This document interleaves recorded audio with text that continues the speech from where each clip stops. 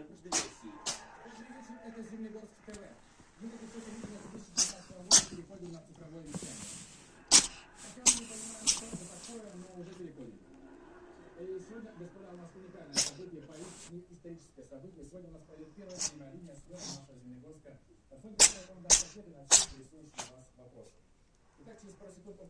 Чего ты? Будь здорова.